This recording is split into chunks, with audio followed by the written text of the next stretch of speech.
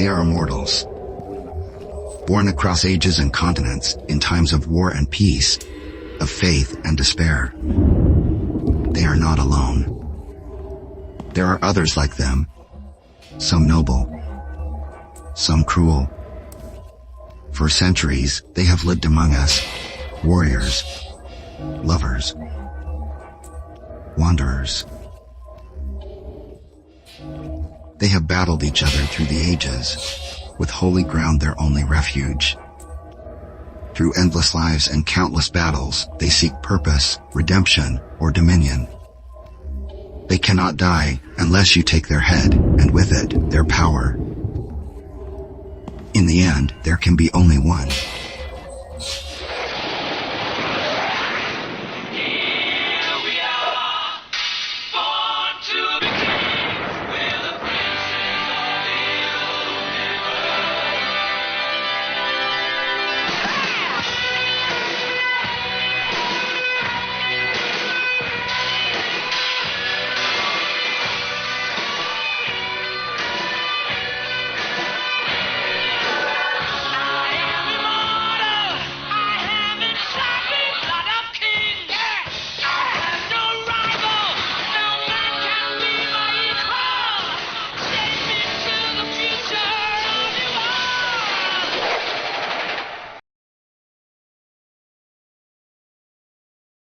The car cut through the silent night, the hum of the engine barely covering the chaos in Aélis's mind.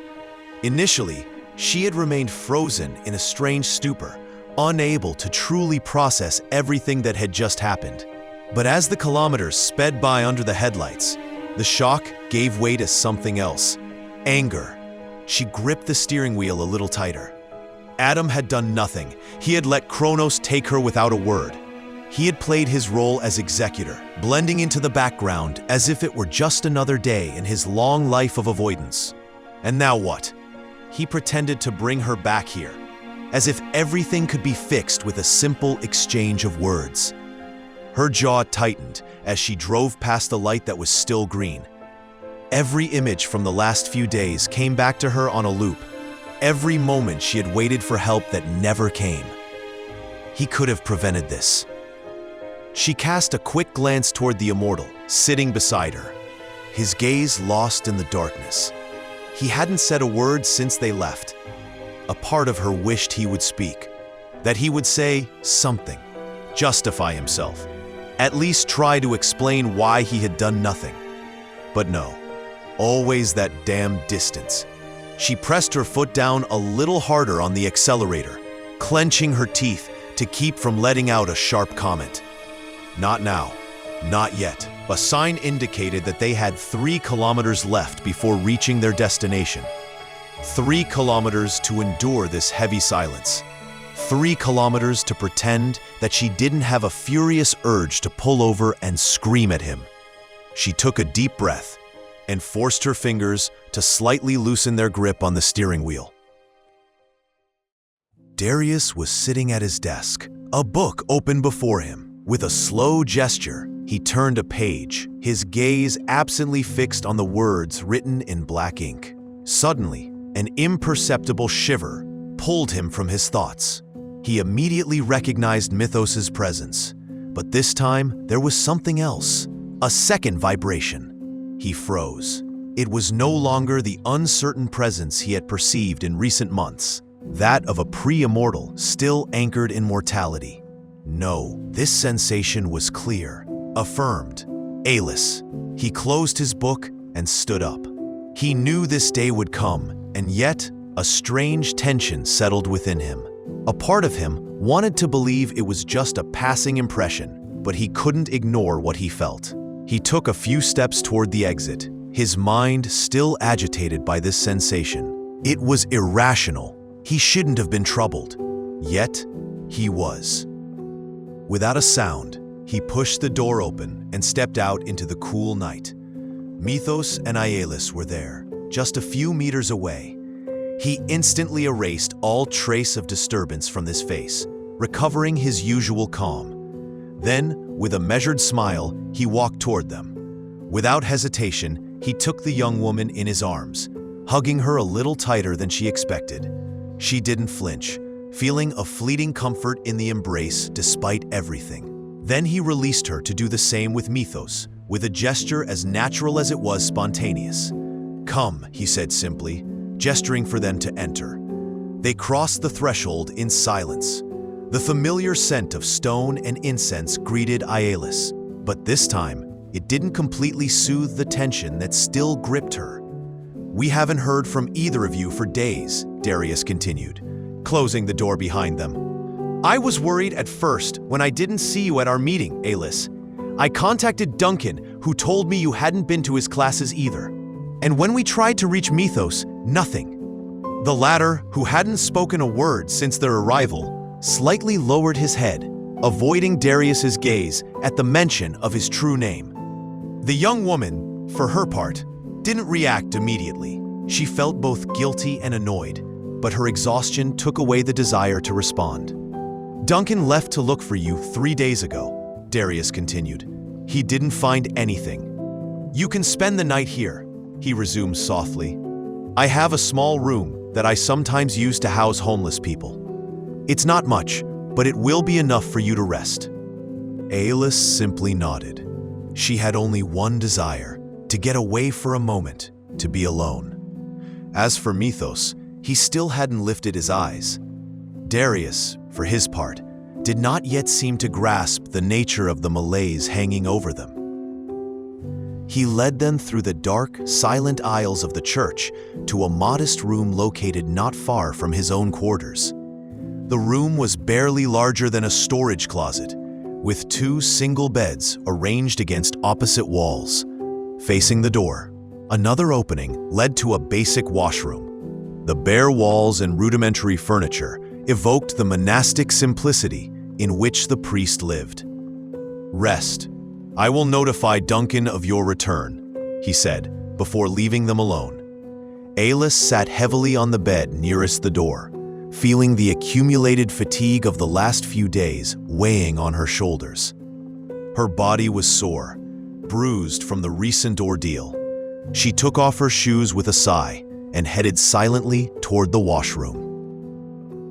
Under the hot water, she let the tensions dissolve, although the memory of recent events refused to fade. Her own reflection in the mirror troubled her. She still saw herself, locked in that cage, Kronos' dagger piercing her chest, Caspian's mad gaze. She shook her head to chase away the images and closed her eyes for a moment, letting the water run over her face. When she opened them again, her reflection was still there, still her. Yet something was wrong. So there it is. I'm supposed to be dead and miraculously returned to life. But all I've gained is a migraine and a murderous urge. A fascinating superpower.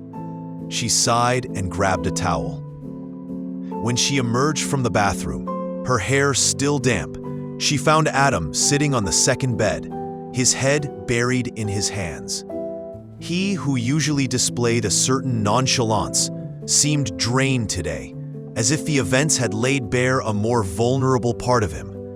But she felt no compassion, not after what she had been through. She stopped at the threshold of the washroom, her gaze fixed on him. The silence stretched between them. She didn't speak a word to him, her face closed. She had neither the patience nor the desire to break that distance, not after what she had just experienced. It was he who finally broke the silence. "I'm sorry." His voice was low, tired. He lifted his head slightly, meeting her gaze, but she didn't reply. She hugged her arms to herself, her face impassive. "It wasn't supposed to happen like this," he added after a moment. She let out a brief, bitter scoff.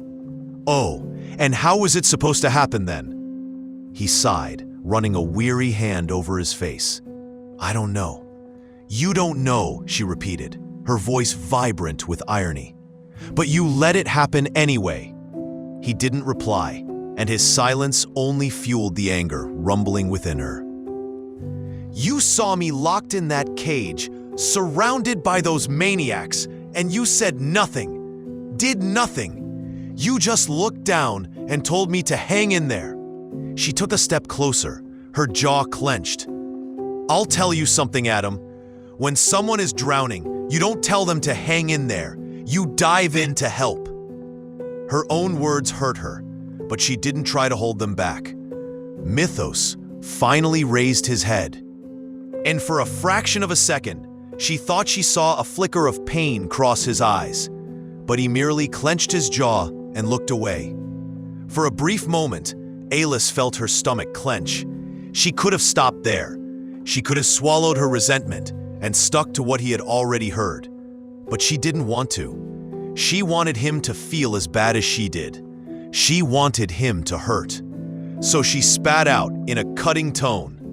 "Ultimately, you're not so different from Kronos. He likes to watch others suffer, too."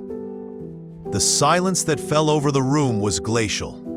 Methos slowly raised his head and locked his gaze with hers. This time there was something broken in his eyes. Kronos' name brought back an entire past he had been trying to bury for centuries. He had done everything to dissociate himself from that man, to never again be the ruthless being he once was. And hearing it pronounced in this context, reopened wounds he thought had healed. But instead of retorting, he took a slow breath. He felt the anger rising, but he pushed it back, as he had learned to do over the centuries. He knew that one word too many, one misplaced comment, and the fracture would be irreparable. Aélis, for her part, felt her heart pound harder in her chest, as if her own body was trying to stop her too late. She knew she had gone too far, that she had crossed a line she couldn't erase. But instead of apologizing, she looked away and headed for the door. "Aélis." She stopped, but didn't turn around. "I owe you an explanation," he said, his voice wearier than ever. Methos knew he had to talk to her, to explain everything she still didn't know, what he had tried to run from, and why he had acted as he had. But not now. Not while she was still burning with anger, and he was at his limit. She briefly closed her eyes, swallowing another sharp retort. Finally, she simply said in a dry tone, "I agree, but not tonight." And without another look, she left the room, leaving him alone with his guilt. She went to knock on the door of the priest's apartment. Darius, still awake, invited her in with a gentle gesture. "Not sleeping?" he asked, closing the door behind her. She shrugged, uncomfortable. "I need a phone." Darius narrowed his eyes, curious. He didn't question her further and headed to his desk where an old landline phone sat. She looked up at the device and suppressed an annoyed sigh. Now, that thing still had to work. Given its age, it was entirely possible the last call made on it was a message announcing the fall of the Roman Empire. He handed it to her, but Aélis remained frozen, watching it, realizing she didn't know Noé's number. A deep sense of frustration gripped her. She slumped into a chair, running a hand over her face. "I don't even have his damn number." The priest moved closer to her, resting his hands on the desk. "Who were you planning to call?" "Noé," she replied wearily. "My boyfriend." "And what did you want to tell him?" She inhaled loudly, feeling a growing exasperation rise within her. "I don't know." She blamed herself for having rushed into that idea without thinking. Perhaps she had simply wanted to hear his voice, to cling to a life that was now slipping away from her. Darius, patient, waited for her to speak again. "I just wanted him to know I'm alive," she finally said. "He must be worried. Calling him in the middle of the night in this state won't help him. Or you. What will you tell him? That you've become an immortal and that your life will never be the same?" Aélis clenched her teeth, uncomfortable with the brutal truth he was highlighting. He wasn't wrong, but accepting it felt insurmountable. "Rest. Wait until tomorrow. Give yourself time to accept what is happening to you before trying to reassure someone else." "Accept what, exactly?" "What you've become." She remained still, her heart tightening under the weight of the revelations. A wave of frustration rose in her, mixed with a feeling of betrayal that she struggled to contain. She crossed her arms, trying to maintain her composure in front of Darius, whose usual serenity became almost unbearable at that moment. "Come sit down," he proposed calmly, pointing to an armchair. "Do you want to talk?" The simmering anger within her urged her to reject his invitation, but a more vulnerable part gave in. Without a word, she sat down facing him. Darius watched her for a moment, attentive. He would have liked to tell her that she didn't have to carry all of this alone, that some burdens weren't meant to be faced in silence. But he knew she wasn't ready to hear it. So without pushing, he simply served her a cup of tea. His movements were measured, marked by that gentleness he never abandoned. Usually, she found it soothing. Tonight, it aroused a kind of suspicion in her, as if that unwavering kindness only highlighted how much she was losing her footing. "Do you want to tell me what happened?" he resumed with unshakable patience. She looked down at the steaming drink, searching for her words. A part of her wanted to keep everything to herself, but the need to unburden her heart was stronger. So she told him everything. Her kidnapping, her first death, her tormentors, the strange sensation of vibrations that overwhelmed her in the presence of some of them, the brutality of Kronos, and especially Adam's implicit betrayal. When she spoke of Kronos and Methos, he heard the hidden pain behind her words. It wasn't just Kronos' kidnapping and manipulations that had broken her, but also the role Methos had played in this story, an ambiguous and painful role, though motivated by an instinct to protect. Darius let her empty her heart, aware that his silence was sometimes the best support. Her story finished. He took the time to assimilate her words, weighing each one before responding. He did what he could in an impossible situation. "Are you defending him?" Her voice rose a notch, tinged with resentment. "I'm just saying he made the choices he thought were right at the time. Maybe he was wrong, maybe he regrets them, but it wasn't a betrayal." A silence. She finally raised her head, her gaze dark. "You too, right? You were like them? Let's say, rather, that you are one of us now." These words were meant to be reassuring, but they provoked an internal explosion in Aélis. She didn't take her eyes off him. He wasn't trying to lie to her, but to prepare her. Slowly, with infinite patience, he then began to explain to her what he knew about immortals, who they were, where their mysterious nature came from, and the game they were all forced to participate in. He explained that she would no longer age, immortals remaining fixed in the appearance of their first death, but would never be able to bear children. What I'm about to tell you may trouble you further, but you must know, immortals like you and me are bound by what we call the game. The game? Darius slowly nodded and continued with measured slowness, choosing each word carefully. We are destined to fight each other until only one of us remains. It is an immutable law of our existence. When one immortal kills another, he appropriates his quickening, which is his energy, his skills, and his strength. Aélis felt a dull nausea rise within her. "You kill each other?" she whispered, horrified. "Some do it out of necessity, others out of a thirst for power. But ultimately, there is no alternative. This game has existed since the dawn of time." "And the winner?" she asked despite herself. "The last immortal will receive the prize, all the accumulated knowledge of the centuries, all the power of the quickenings, and unimaginable power, enough to dominate the world or to preserve it. The future of humanity will depend on whoever wins." Aélis didn't answer. This revelation seemed too absurd to be true, and yet she couldn't ignore the gravity of Darius's tone. He slightly inclined his head, a shadow of sadness in his eyes. "That is why it is imperative that the one who triumphs be a peaceful being. Otherwise, this world could sink into an era of terror that no one could stop." She abruptly stood up. "So, Let's summarize. A highly selective club of immortals spent eternity killing each other with swords to win a mystical prize that would give them absolute power. What was this madness? A divine battle royale? That's insane. Darius let her digest, but she felt his gaze fixed on her with that patience that drove her crazy.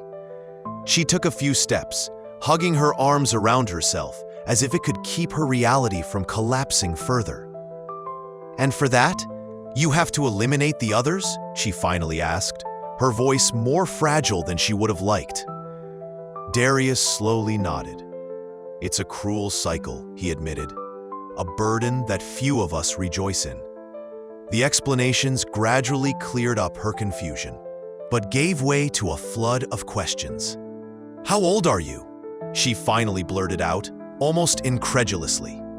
The question seemed almost childlike given the magnitude of the revelations, contrasting with Alice's still tense expression. A fleeting smile crossed the priest's lips. "A little less than 2,000 years old. 1,981 years to be precise." She stared at him, dumbfounded. And to think she already found his taste for antiques a little too pronounced. It turned out that Darius was not just a nostalgic collector, but literally a relic. "But Methos is much older still," he added. "Adam?"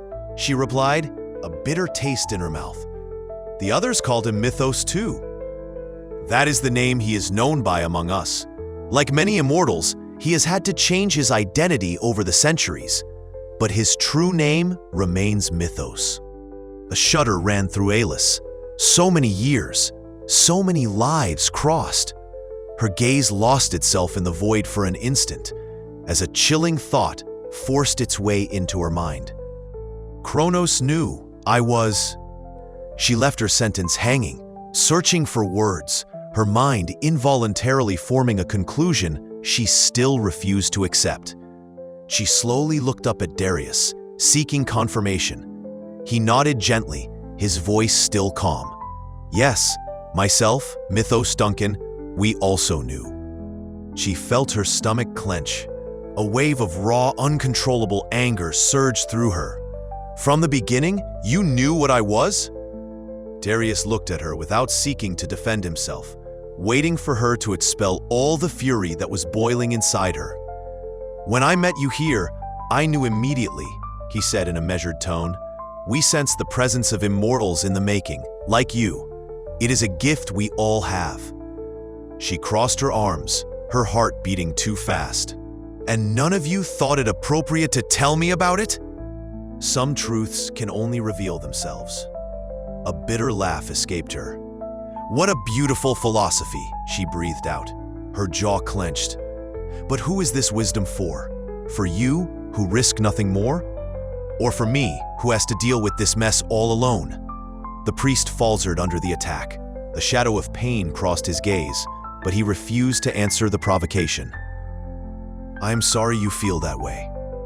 Aélis shook her head, feeling the rage grow inside her like a storm about to break. "No, you're not sorry. You're just saddened that I'm not reacting as you had planned." She planted her burning eyes on the priest's. "I spent months talking to you, trusting you. You knew who I was before I even found out myself, and yet you said nothing." Darius sighed, his voice still marked by that infinite patience that irritated her to no end. "I wanted to protect you."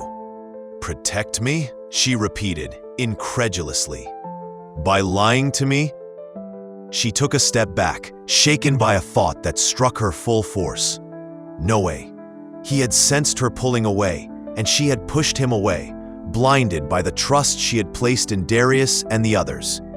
She had given them all her loyalty, never suspecting they were hiding the essential from her. An acidic burn spread through her chest. She no longer knew if she was angrier at them or at herself. "I am sorry," Darius repeated, more softly. Aélis burst into laughter, a cold, sharp laugh like broken glass. "You know what? Keep your pity. She turned abruptly and left the room without a backward glance. Back in the room, she closed the door with a sharp slam. The light under the bathroom door indicated that Methos was inside. Perfect. She didn't have the strength to confront him tonight. She lay down on the bed, her gaze lost in the shadow of the ceiling. Darius, Methos, Duncan. They had all known. They had been the silent guardians of her transformation, letting her sink into horror without ever reaching out to her. And Noé. She had pushed him away, thinking he was too possessive, too jealous. But in the end, who was she to judge? She herself had been unable to see the truth standing right in front of her. Everything had become lies and secrets. An infinite weariness washed over her.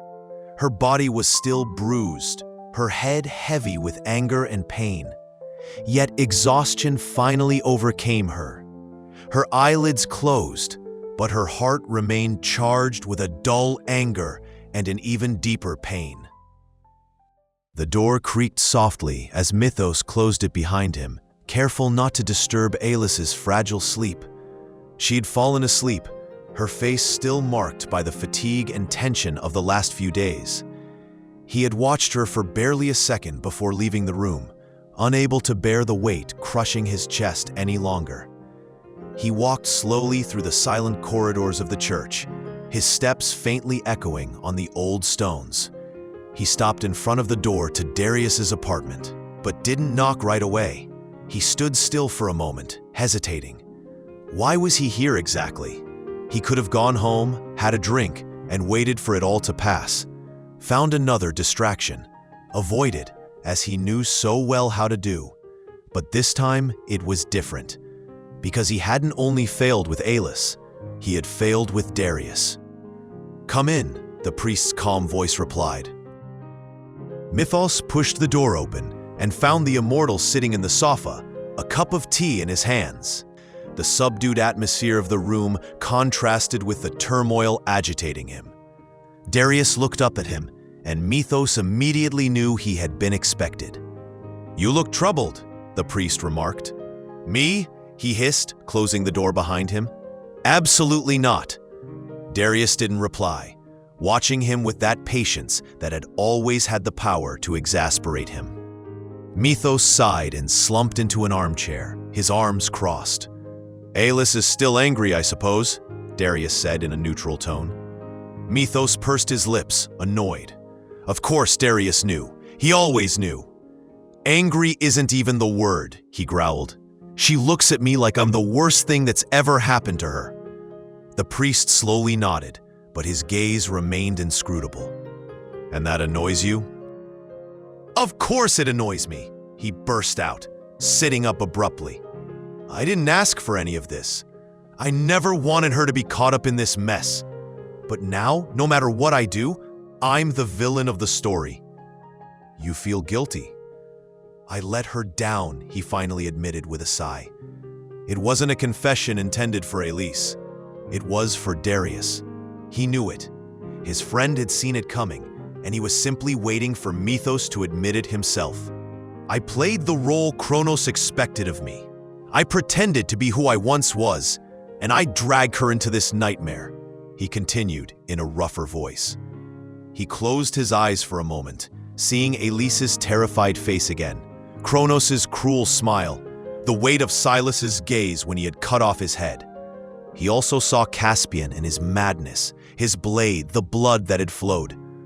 But he also saw Darius, his friend, who had entrusted him with this responsibility without a word. As if it were obvious, because he believed in him. Because he thought that despite everything, Methos was still capable of protecting someone, and he had failed. "All of that just to save her," he murmured. The priest watched him for a moment, his gaze filled with compassion. "This burden belongs to you, but you cannot make her carry its weight," he replied softly. "It's not just that," he growled, his frustration instantly surging up. "It's not just her, it's you." "Me? I left you the role of being the one who still believes we can be better, And you entrusted me with what, exactly? This girl? Would you have preferred me to ask you explicitly? I would have preferred not to disappoint you. There was a silence, a real one this time. Not one of those silences where Methos avoided his interlocutor's gaze, nor one of those where Darius simply waited for a confession. A raw silence, charged with everything that was unsaid. Finally, Darius slowly set down his cup. I am not disappointed, Methos. You should be, he retorted in a breath. He continued, what am I supposed to do now? Wait for her to forgive me?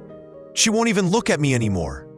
Darius smiled slightly, his peaceful expression contrasting with his friend's distress. Forgiveness is not asked for, it is earned. Methos clenched his jaw. He would have preferred him to get angry, to reprimand him. He would have preferred him to tell him he had disappointed him, because deep down, that was what he feared. But that wasn't his friend's way. Listen, I did what I could, okay?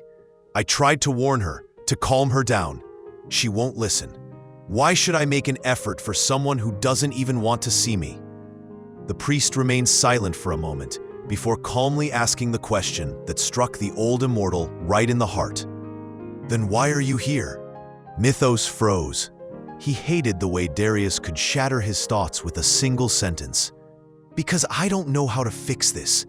Because I messed up, and she's making me pay for it with every look, and maybe she's right. Darius slowly nodded, never taking his eyes off him. But Methos saw something else in that gaze. It wasn't judgment. It wasn't disappointment. It was worse. It was that unwavering trust, the kind that made him want to punch a wall. Because despite everything that had just happened, Darius still believed in him, and that he didn't know how to handle. Then perhaps your annoyance is just a way of avoiding admitting that you care about her. Methos looked at him strangely, a slight frown creasing his forehead. Why would Darius say that? He felt nothing particular for Aélis. Annoyance, yes. Guilt, no doubt. But caring about her, that was absurd. He knew that feeling. He had felt it too often over the centuries, and that wasn't what he was feeling now. He opened his mouth to reply, but nothing came out. He wanted to tell him that he didn't care about Aélis, that she was just collateral damage in a story that had almost gone wrong. But that wasn't true either. Something in Darius's gaze told him he wouldn't gain anything by denying it. That damned priest had an exasperating way of sowing doubt in his mind. He evaded the thought with a cynical smile and shook his head. I don't know what to do with her. What am I supposed to do? I want to apologize, but I know it won't be enough. I can't go back in time. Then perhaps start by stopping seeing this as a fight. Pain makes people unfair. Give her time. Methos didn't answer. He hated this situation. He hated what it was awakening in him. But Darius wasn't wrong, which in itself was even more irritating. A few hours later, Aélis woke up with a start, disturbed by a singular vibration that was beginning to feel familiar. Night still enveloped the room, and when she turned her head toward the neighboring bed, she noticed it was still impeccably made. Methos hadn't returned. After several minutes of staring at the ceiling, unable to fall back asleep, she got up and headed toward the bathroom. Cold water on her face provided a brief respite. A weight of Darius's revelations still weighed on her mind. Instinctively, she scrutinized her reflection in the mirror, looking for any visible trace of what she had become.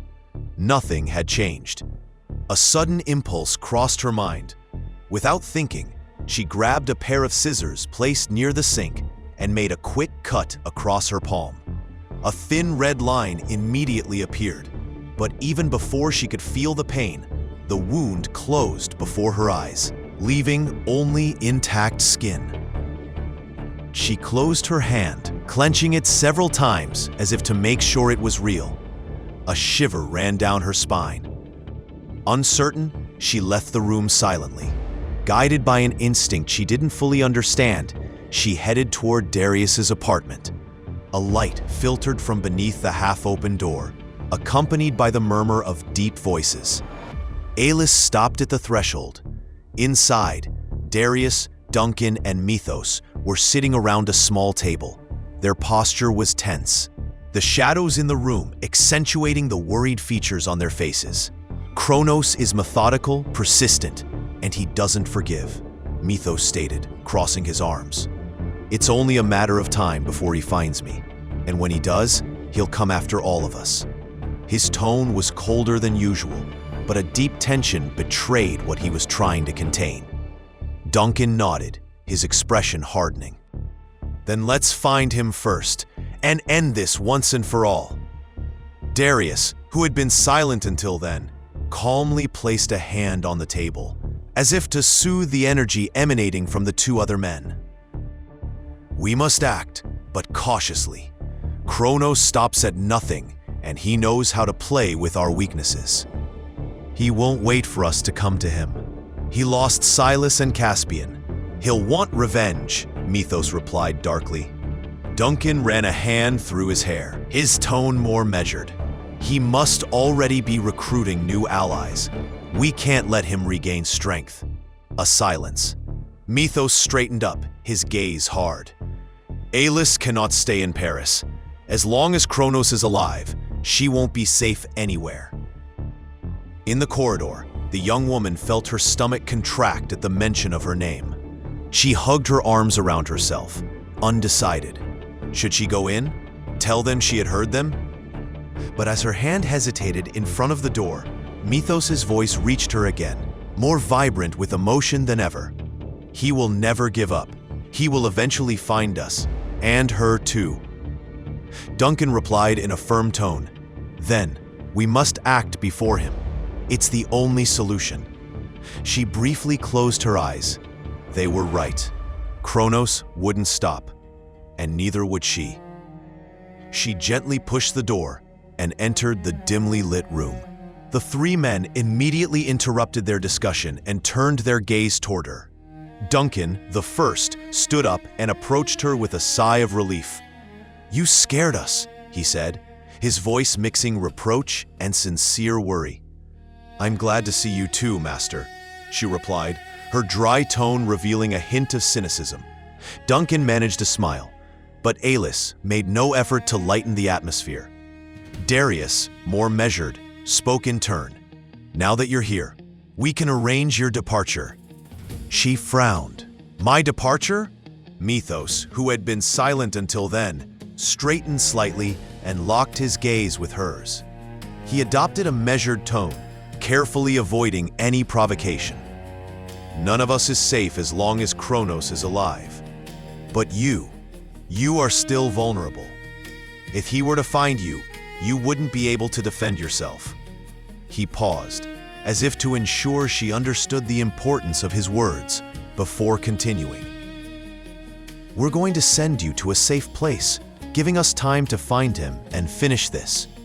An immortal friend, Sun Tzu, maintains a sanctuary in Switzerland. It's on holy ground where no fighting is allowed. There, you'll be protected." She stared at him for a moment before slowly shaking her head, her jaw clenched. "So, it's decided. Once again, you decide everything for me, don't you?" Methos clenched his teeth but did not reply immediately. Darius intervened gently. "It's not an obligation, Aélis, but it's the best solution." "The best solution for whom? For me or for you?" A heavy silence settled. "I have a job," she finally said, her voice colder. "An apartment, a life. What am I supposed to do, abandon everything overnight?" "We will find a solution," Methos finally said. "Amanda will handle your absence with your employer. She can justify your absence for medical reasons." "And my apartment?" "We'll take care of that too. Your rent will be paid. Nothing will be lost." She inhaled deeply, trying to contain the annoyance rising within her. "Great. So what? Everything's already settled? Is that it? I'm just supposed to say thank you and obey? Duncan moved slightly closer, his gaze more serious. You don't have to agree, but think about it. You were kidnapped. You were captured, left at Kronos' mercy for days, without knowing what he intended to do with you. It's not over. The silence that followed weighed down the atmosphere. She looked away, clenching her fists. I left my phone at home, she suddenly blurted out. And my clothes are still the ones I was wearing when… She stopped, unable to finish her sentence. I can go get them tomorrow, Methos offered. But you stay here. This place is holy ground. It protects you.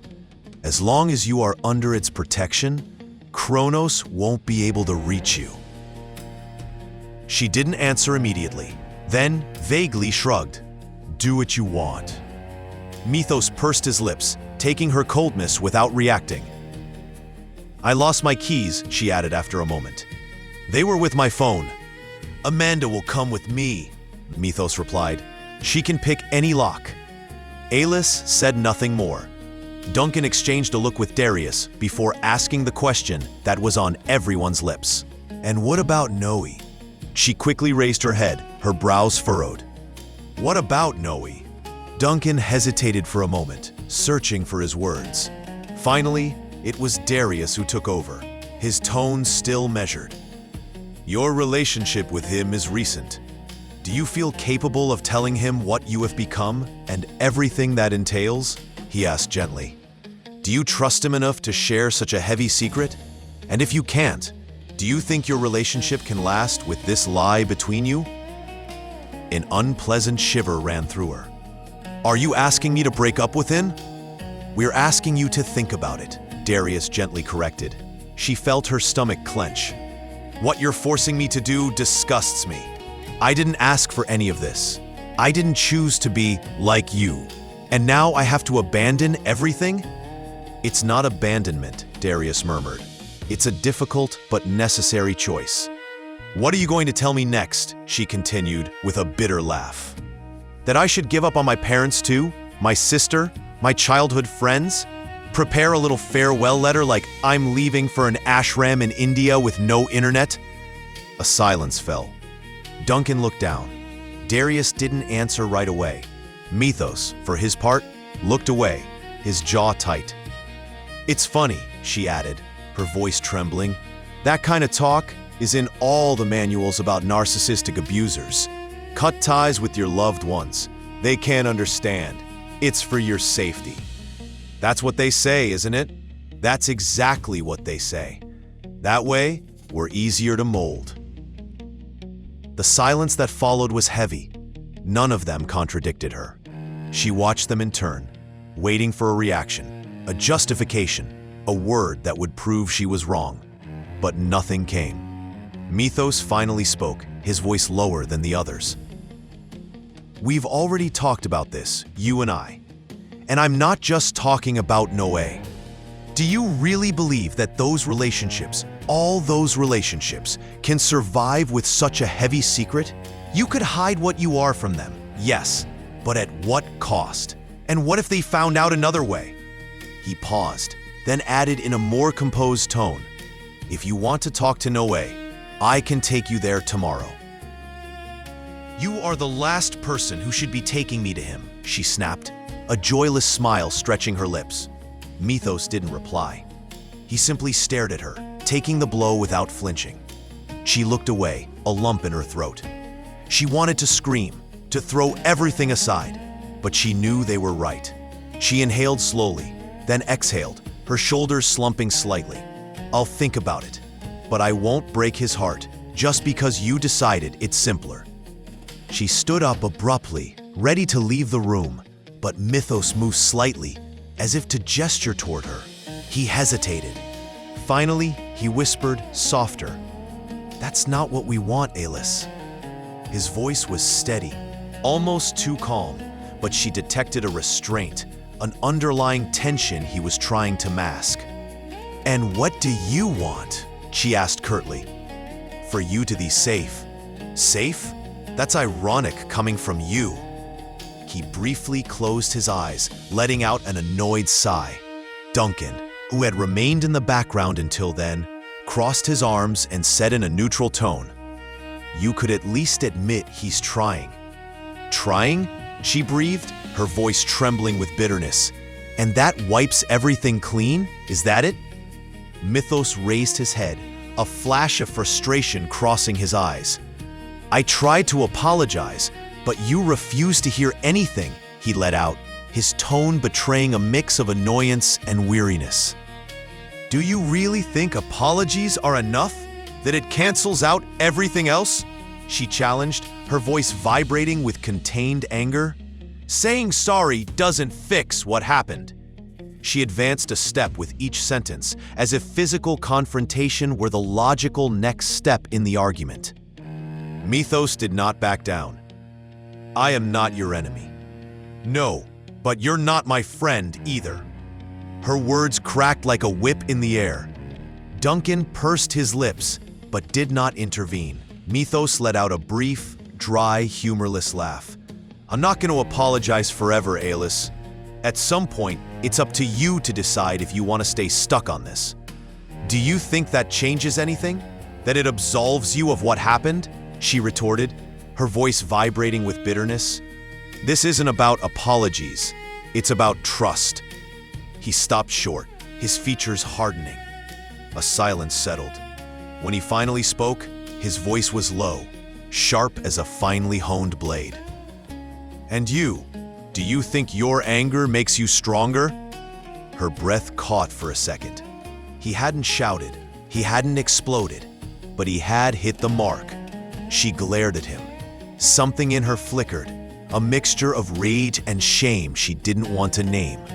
She wanted to retort, to crush him with a killer line, to prove he knew nothing, that he was wrong. But no words came, because a part of her knew he was right. Her heart was beating too fast, her throat was tightening. She didn't want to be there, feeling exposed in front of him, in front of all of them. So she did what she did best, flee. "I'm going back to bed," she snapped, in a voice she intended to be sharp, but which sounded more shaky than she would have liked. Without waiting for an answer, she pivoted on her heels and left the room with a stiff, almost hasty step, as if she could thus escape what he had just awakened in her. Methos stared at the closed door for a moment, his fists clenched. He finally turned his head toward Duncan, whose gaze wavered between annoyance and vague pity.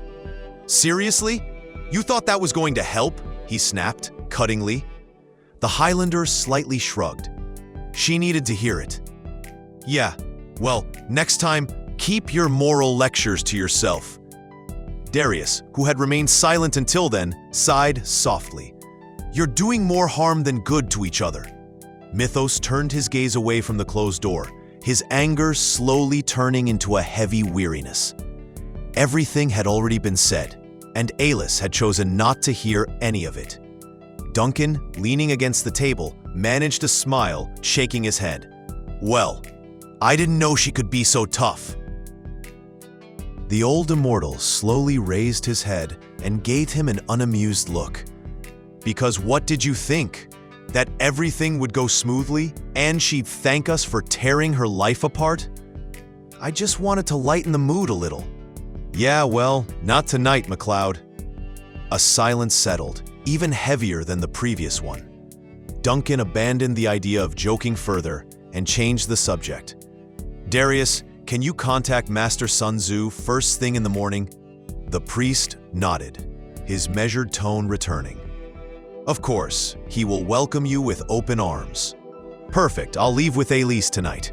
She needs to start her training as soon as possible." Methos raised an eyebrow, looking unconvinced. "And you think she'll just meekly follow you?" "She'll come," Duncan affirmed.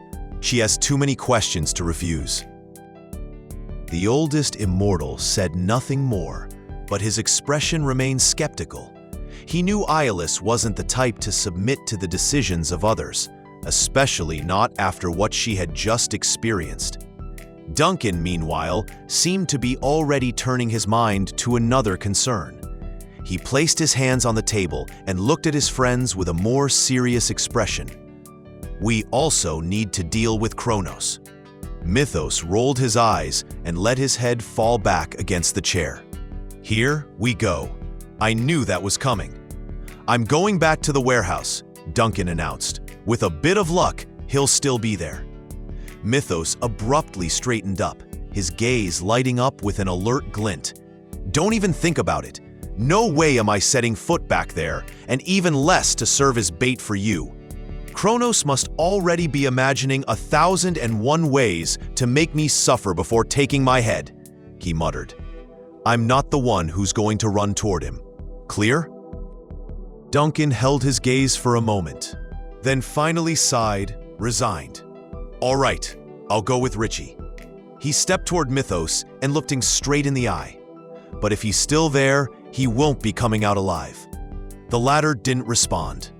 Duncan grabbed his jacket and headed for the exit of the room. "The address?" Methos hesitated for a moment before giving it to him. "Be careful, MacLeod." "Always," Duncan replied before rushing out of the church, his silhouette disappearing into the night. The two immortals remained silent for a moment, each lost in his thoughts. Then Methos sighed again and ran a hand through his hair. "Looks like a great day ahead." Darius gave a knowing half-smile without replying. When Kronos returned to the warehouse that night, he immediately noticed that the car borrowed by Methos and Silas was missing. This detail, though unusual, didn't trigger his suspicion. He walked with a confident stride, expecting to feel the characteristic buzz of his brother's presence at any moment. But the absence of that sensation made him slow down. Something was wrong.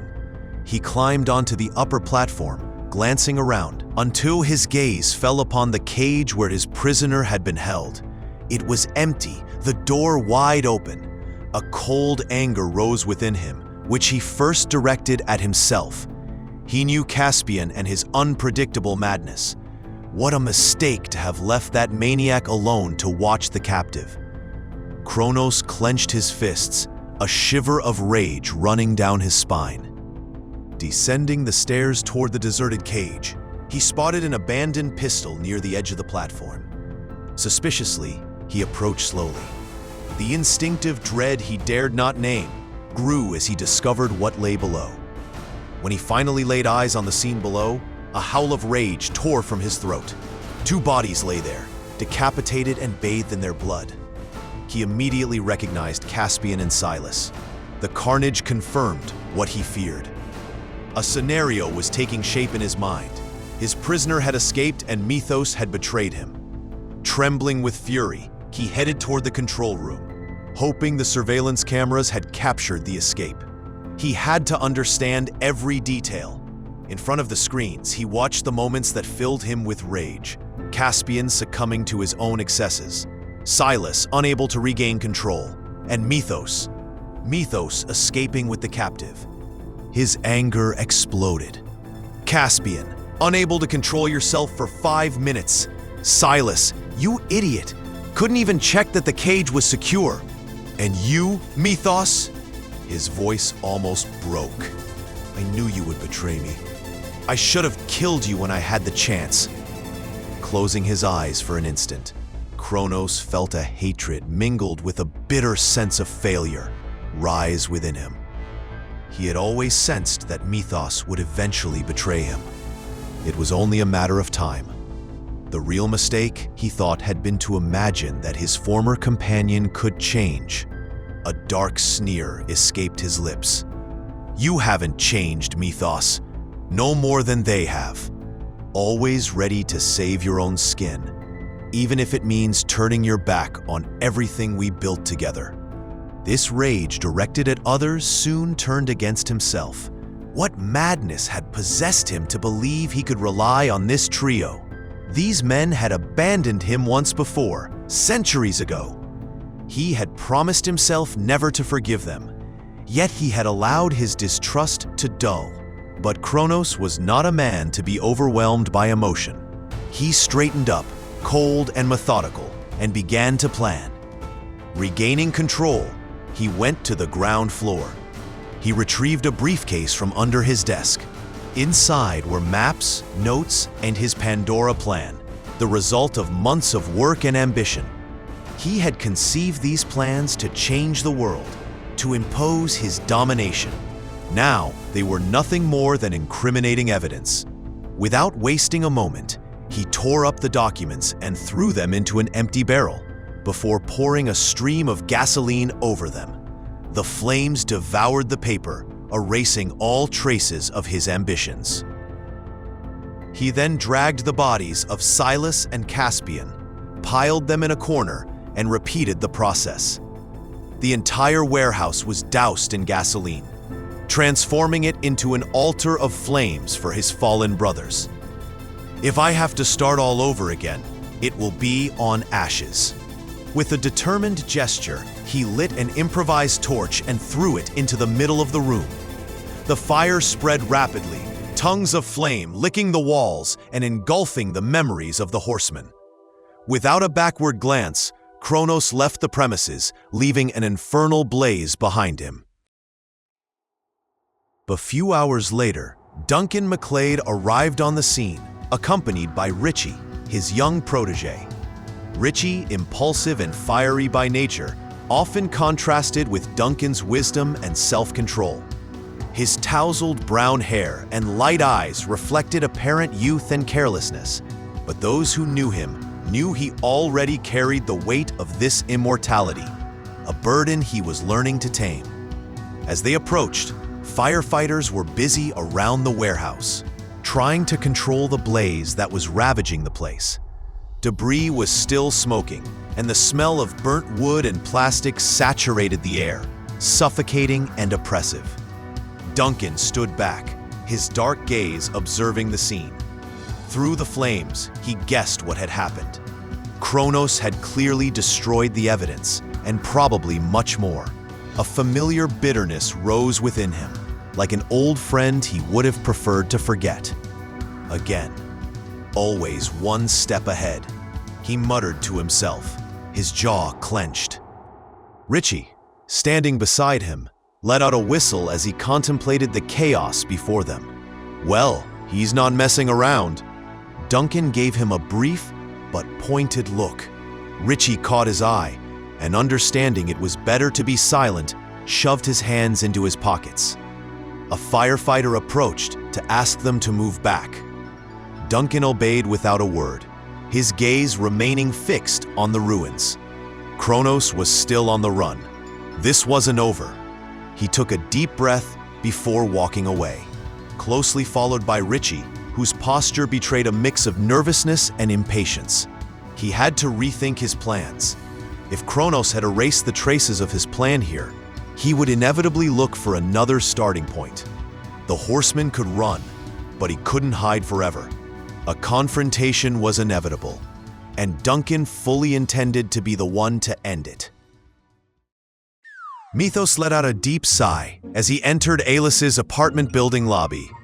He wasn't here by choice, but someone had to retrieve her things, and Amanda had volunteered to accompany him. When they arrived at the door, they exchanged a look, listening for the slightest energy ripple signaling the presence of an immortal. Nothing. Methos sighed, relieved, while Amanda examined the lock with a critical pout. A standard lock? Seriously? Honestly, Methos, you let her live here with so little security? We'll have to change that quickly. She slightly narrowed her eyes, a teasing glint in her gaze. Or is it because you plan on personally watching over her? We take what she needs and we leave, he said curtly, preferring not to play her game. Oh, you're in an exquisite mood today. Something bothering you, my dear? Nothing that concerns you, he said, glaring at her. Amanda shrugged and opened the door. They entered the apartment, quickly noting that the kidnappers had disturbed nothing. Aside from the gym bag left near the entrance, everything was intact. Methos scanned the room and noticed an object on the floor, near the entrance rug. He bent down and picked up Aélis's phone, which must have slipped out during her abduction. The screen was cracked in one corner, but it seemed functional. He slipped it into his pocket before heading to the bathroom to grab toiletries. Amanda, true to form, wandered into the bedroom with unconcealed curiosity. Her fingers brushed the surface of a dresser before she succumbed to the temptation to open a drawer. Her smile widened when she came across some finely crafted lace undergarments. Amused, she pulled out a black thong with thin straps, examining it with a falsely thoughtful air. When she heard Methos return, she turned to him and waved the garment under his nose with a mischievous smile. "Tell me, Methos, do you think this kind of outfit is suitable for katana training?" He froze for a moment before looking away, visibly caught off guard. Amanda, seriously.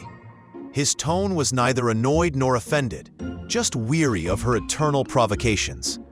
"Oh, someone's sensitive today. You know perfectly well what you're doing," he retorted, giving her an exasperated look. Amanda laughed softly before putting the undergarment back in the drawer. All right, I'll leave you to it, old grouch." Methos shook his head, muttering under his breath, while continuing to gather some clothes. He then passed the nightstand and spotted a charger. He grabbed it mechanically, sliding it into his bag with the phone.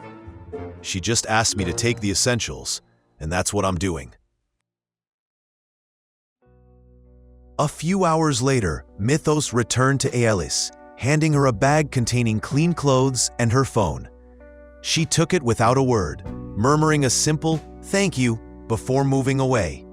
She took refuge in the small room assigned to her in the church, closing the door behind her as if to cut herself off from the world. She placed the bag on the bed, then took out her phone, noting that it was completely discharged. She rummaged in the bag and found her charger. A part of her was relieved. Another, more anxious, knew she would have to face the messages waiting for her. The phone slowly turned on, displaying an avalanche of notifications. Dozens of messages, the majority from Noé. Her stomach tightened seeing his name appear over and over. At first, he seemed worried. "Where are you? I called you. You didn't answer. I hope everything is all right." Then, quickly, worry had given way to annoyance. "Okay, so you're ignoring me now? Seriously, Aélis? I knew you were angry, but this is ridiculous." The following messages were more bitter. "That's it, huh? You didn't even have the guts to tell me it was over? Damn, you could have at least sent me a text instead of ghosting me like a coward." Aélis felt her breath catch. Her heart hammered in her chest as she scrolled through the messages. Noé hadn't understood. To him, she had simply cut him out of her life after their fight. He thought she had punished him by ignoring him, then fled, rather than telling him to his face that it was over. Then, after a few days, the messages had become more spaced out. There was one last one, shorter, colder. "I get it. You didn't even have the courage to tell me. You're just a kid." Then nothing. Aélis let her phone drop onto the bed and ran a trembling hand over her face. A wave of guilt crushed her. It wasn't fair. He had no idea what she was going through, and yet she knew he was hurting. He had thought she had scorned him, abandoned him willingly. She should have called him, explained. But the words remained stuck in her throat. She dug her fingers into her hair, biting her lip. What could she possibly tell him? "Sorry, I was kidnapped and turned into an immortal, and now I have to go hide in a monastery?" He wouldn't understand. He couldn't understand. She picked up her phone, opened the message composition screen, typed the beginning of an explanation, deleted it, started over, then gave up completely, letting the device fall back onto the sheets. She couldn't do it. She should have, but she didn't have the courage. Fleeing seemed simpler. This realization disgusted her with herself. She abruptly stood up and left the room to get some air. The church garden was calm, bathed in the soft light of the late morning. The fresh air did her good, but not enough to dispel the lump in her throat. She walked among the shrubs for a moment before noticing a motionless figure a few steps away. Darius. He hesitated for a moment, as if afraid to impose himself, then finally approached. "How are you?" he asked in a measured tone. Aélis turned toward him, a bitter look in her eyes. "What do you think? How do you expect me to be?" Darius didn't answer immediately, watching her carefully. "Is it about Noé? He thinks I dumped him by ignoring him. He thinks I'm a coward who didn't even have the guts to tell him it was over to his face." Aélis hugged her arms around herself, her gaze fixed on the ground. Her voice trembled slightly under the weight of frustration, and the more she spoke, the more she felt the anger rising within her. "And the worst part is, I didn't even dare to answer," she sighed. "I had his message right in front of me. I could have, I don't know, told him something. But nothing came out." She looked up at Darius, seeking some form of understanding. But he merely listened with that impassive patience that annoyed her almost as much as her own helplessness. "I don't know how to explain it to him," she continued more sharply. "How do you want me to tell him the truth? It's impossible. So what, I lie to him? I invent some lame excuse? And now I'm the one who's gonna look like the bad guy."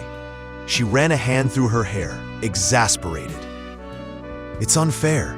He knows nothing about what happened to me, and he thinks I just abandoned him, when I'm the one who was betrayed. Me, who lost everything. And on top of that, I have to deal with this?" Darius watched her in silence for a moment. Then he calmly asked his question, almost as an obvious point. "And is that what bothers you? Looking like the bad guy? Or is it the pain it might cause him?" She suddenly lifted her head, glaring at him, but he didn't look away. "Because if it's just a question of image, if all that matters to you is not being seen as an insensitive person, ask yourself if you really care about him." She opened her mouth to reply, but no words came out. Was it really that? Was she just hurt by being perceived badly? Or was it the pain she was inflicting on him that was eating her up? She had felt guilty, yes. But why? For him? Or for the image he would keep of her? Darius continued, in a soft but relentless voice.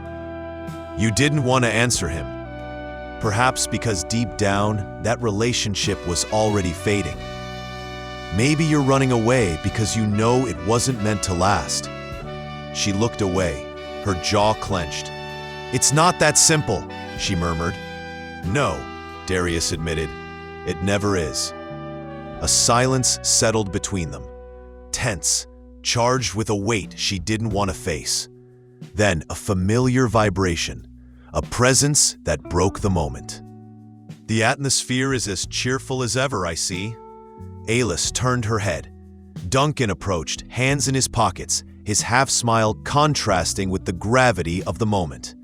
Methos followed closely, more silent, more serious. "It's time to go," Duncan announced, his gaze settling on her. For a moment, she felt frozen, leaving, quitting this place, these people, finding herself alone with her thoughts, confined in a monastery far from the world. She inhaled deeply, then nodded. She returned inside to her small room. The place already seemed different, colder, more impersonal. She took her bag, mechanically checking that she had everything, without really caring. Then she walked out, heading toward the car where Duncan was waiting for her.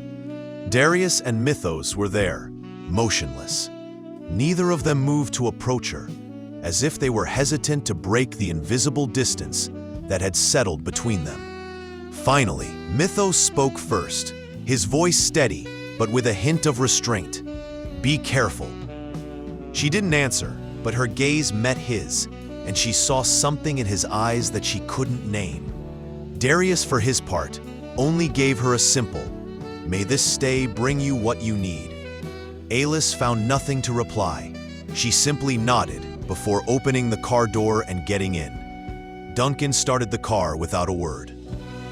The two immortals remained there, motionless, watching the car drive away down the road. A long silence stretched between them before Methos sighed, arms crossed. "She's not okay." Darius slowly nodded, looking at the horizon. No, but perhaps this departure will help her understand what she truly wants. Or maybe she'll come back even more lost than before. Darius didn't answer. He knew nothing was ever certain, neither for her nor for them. But for now, there was nothing more to be done. So, in silence, they turned and headed back into the church. The road stretched out before them, a straight line bordered by landscapes that sped by too quickly for Aélis to truly pay attention. She stared outside without really seeing it, her chin resting against her hand, her thoughts muddled. The silence in the car was almost heavy, but Duncan didn't seem in a hurry to break it. He let her breathe, let her digest everything that had just happened. Finally, she was the one who spoke in a weary tone. "I'm tired." Duncan simply nodded, keeping his eyes on the road. "I know. I feel like everything has gone too fast. I've lost my bearings, my friends, and Noé. Noé hates me." She let her head fall back against the headrest and closed her eyes. "I wonder if I'm doing the right thing." Duncan took his time to answer, his voice calm, almost soothing. "The good thing about hindsight is that it always arrives eventually." "Is that supposed to reassure me?" A slight smile touched the Highlander's lips. "Yes, because it means that even if you don't see things clearly now, you will eventually understand. Maybe this retreat will bring you answers, or maybe it will simply allow you to breathe. In any case, it's not wasted time." She let the silence settle, reflecting on what he had just said. "What about Noé?" she finally asked, her voice more fragile. Duncan inhaled softly. "I'm not going to tell you what to do, Aélis, but I know one thing. Regrets weigh heavier than fear. If you can't talk to him now, that's okay, but one day you'll have to face it. For him, but most of all, for yourself." She nodded gently, not answering right away. Then, after a long silence, "And my family? What am I going to tell them? That I'm going to meditate in the Himalayas? That I need to clear my mind for 10 years? Duncan gave a small, sad smile. "You could tell them you're going on a trip, or that you need silence, time away. It's not that far from the truth." "I don't want to lie to them, but I can't tell them either." "No one can ask you to cut ties," he replied. "But staying close, without aging, without being able to justify yourself, that'll be difficult." He paused, his gaze fixed on the road. "I grew up in a Highland clan. When I was banished, they believed I was cursed. I had been killed in battle, and I came back to life." Aélis turned her head toward him, intrigued. "My own father, Ian, wanted to disown me. He believed I was possessed. I saw the fear in his eyes. I understood that if I stayed, I would put my own people in danger. So I left, without explanation." A silence settled, charged with contained emotion. "I watched them from afar for years. I saw my brother grow up. I learned of my father's death without having been able to say goodbye to him. Those are pains that remain." He briefly turned his head toward her, his gaze softer. "But I don't regret wanting to protect them, even if it cost me dearly." Aélis pursed her lips, looking down at her clasped hands. She remained silent for a moment, letting Duncan's words resonate. This idea of having to leave, to be silent, to disappear for the sake of others. She understood. It was perhaps the only thing she truly understood since her transformation. But that didn't diminish the feeling of vertigo, the feeling of losing everything, of being erased. Her fingers tightened slightly. "Have you ever run away from someone?" she asked, more softly, almost out of turn. He remained silent for a moment, then replied, in a more serious tone, "More often than I would like to admit." "And did it help you?" He gave a slight laugh, but his gaze was weighted with an ancient burden. "No, but sometimes stepping away, is what allows you to find the strength to return." Aélis didn't reply, but something inside her relaxed slightly. Maybe Duncan was right. Maybe she would eventually understand. She let her gaze wander out the window again. For the first time since the start of the journey, the silence did not seem so oppressive to her.